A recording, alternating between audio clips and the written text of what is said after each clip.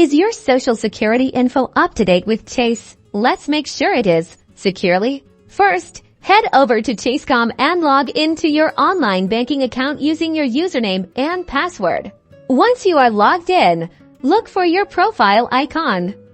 It's usually in the upper right-hand corner of the screen. Click on it to access your profile settings.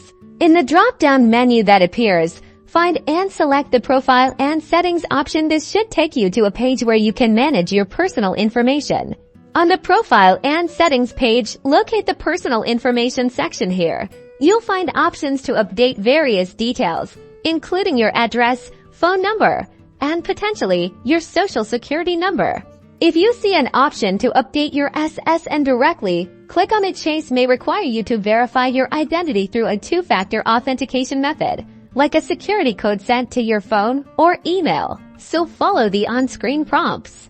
Next, enter the updated social security number accurately into the required field. It is highly important that you double-check for any errors before submitting. After submitting, you should receive a confirmation message indicating that your SSN has been successfully updated. Keep an eye on your email or account notifications for any additional verification steps Chase might require.